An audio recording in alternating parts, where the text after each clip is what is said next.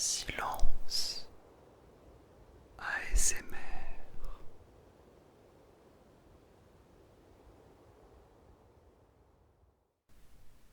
Bonsoir à tous. Bonsoir à toutes. J'espère que vous allez merveilleusement bien ce soir. J'ai le plaisir de t'accueillir dans une vidéo un petit peu spéciale puisque nous allons découvrir ensemble un instrument quelque peu original. J'ai nommé la guimbarde. Ça ressemble à ça. C'est assez petit. Mais je pense que t'es pas prêt pour le son que ça va te sortir. On y reviendra après. Avant ça, j'avais envie de te présenter un petit peu l'instrument. Notamment son histoire. Quand et où il est né. La manière de l'utiliser, etc. Et ensuite, on essaiera ensemble de produire quelques sons avec. Je pense que le programme te convient. Alors la guimbarde, ça serait déjà bien de savoir l'orthographier. Donc, ça s'écrit exactement de la façon suivante.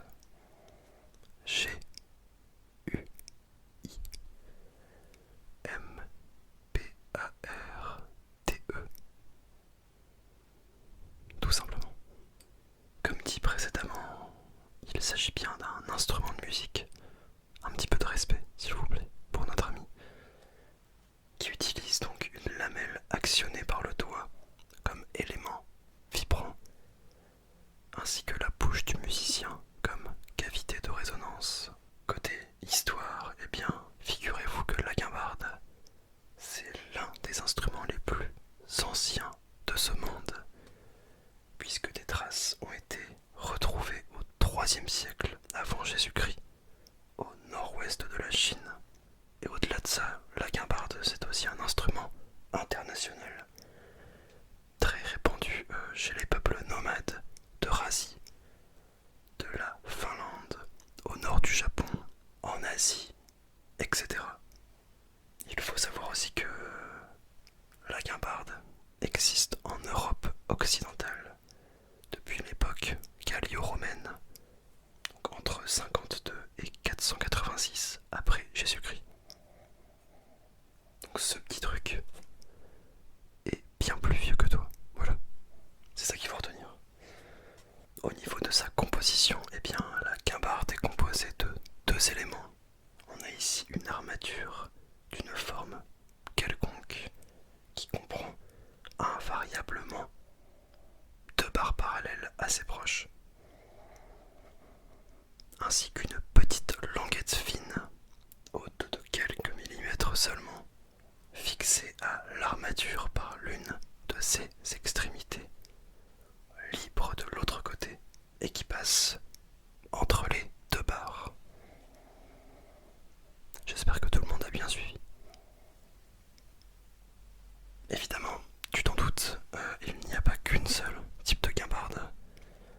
Donc tu as les guimbardes occidentales, qui sont plus en métal, avec notamment le timbre du son qui varie selon la taille de l'instrument.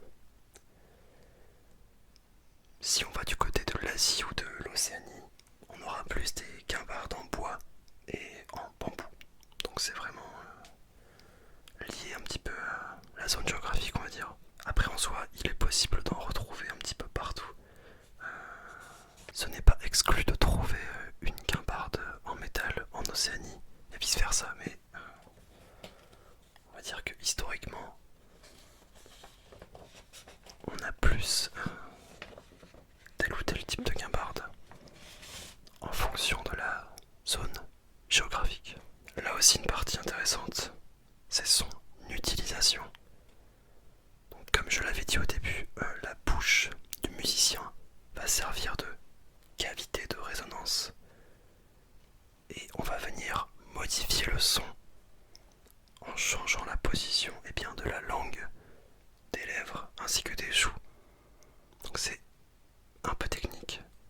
déjà essayé.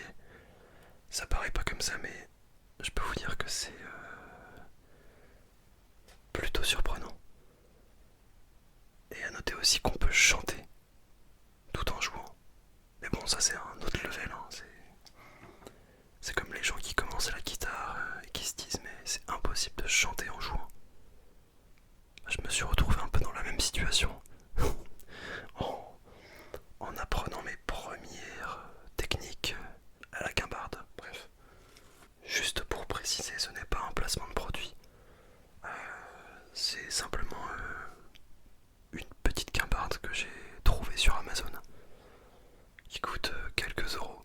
J'ai acheté l'une des moins chères en fait pour pouvoir déjà voir si ça me plaît, apprivoiser l'instrument, me familiariser avec, et puis voilà, peut-être à l'avenir en acheter une un peu plus chère, avec des matériaux un petit peu plus nobles et de qualité, parce que bon là c'est premier prix quoi. Mais je trouve que pour commencer, de toute façon, c'est bien. C'est comme la guitare, hein. C'est pas hyper utile de commencer à claquer des 500-600 € dans une guitare si c'est juste pour tester l'instrument, tu vois. Bon, on va essayer ensemble de produire quelques sons. Euh,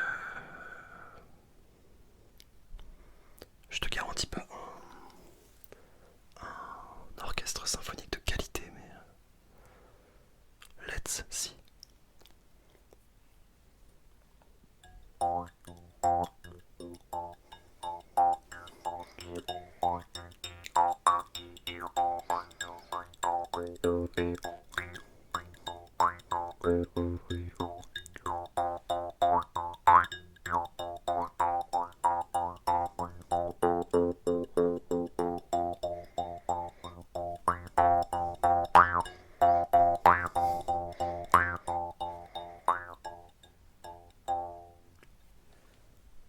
Alors, en fait, j'essaie de pas jouer hyper fort parce que au niveau des fréquences, ça fait hop, ça fait des petits bonds et j'ai pas envie que ça agresse trop les oreilles.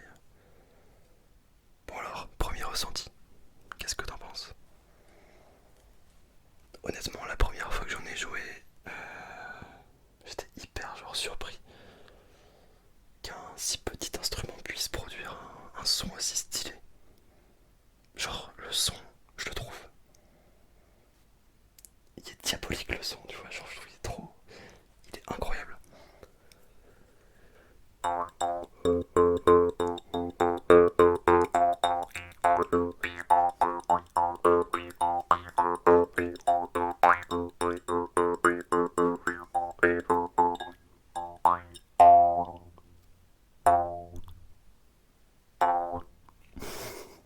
En fait, admettons là t'as ta bouche, tu dois vraiment venir coller tes dents en fait, et bien sûr l'armature. Et au début ça me faisait un peu peur parce que j'avais peur qu'en actionnant ici eh bien la lamelle, ça vienne contrer, ça vienne taper en quelque sorte mes dents. Mais en fait ça va, à force de pratiquer, t'as simplement à poser délicatement tes dents et il n'y a aucun risque de se faire mal. Mais je te conseille de checker quelques tutos sur YouTube parce que vraiment au début tu peux faire vraiment n'importe quoi et tu peux même te blesser, je pense, si tu l'utilises mal, donc faut faire gaffe. Un petit coup.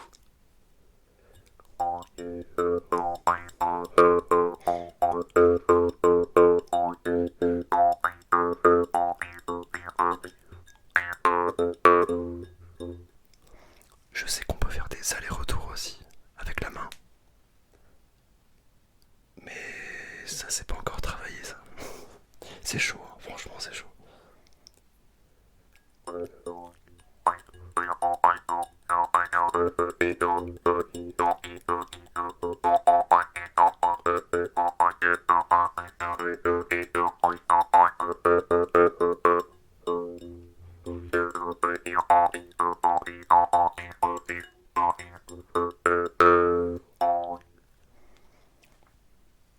Je trouve le son incroyable.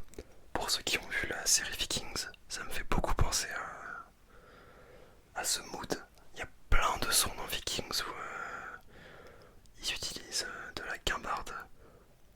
Je pense même que c'est la série qui m'a donné envie d'en jouer, pour être honnête. Je trouve ça fabuleux. Et même pour composer, je trouve ça... Enfin, ça ajoute vraiment une touche. Tu peux mettre une petite guitare, des petites percussions bien senties en fond. Et tu mets un petit air de guimbarde par-dessus, ça donne un côté hyper tribal. Je trouve ça incroyable. Encore que là, c'est vraiment une guimbarde de piètre qualité, hein. Mais quand tu commences à mettre plusieurs dizaines d'euros dedans, c'est. Enfin, le son doit être fabuleux, quoi.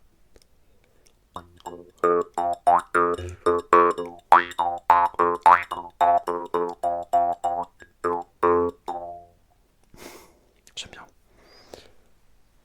Bon, en tout cas, je pense que on va pas en faire non plus 3 h 30, mais ça t'a permis un petit peu de voir, d'entendre ce que pouvait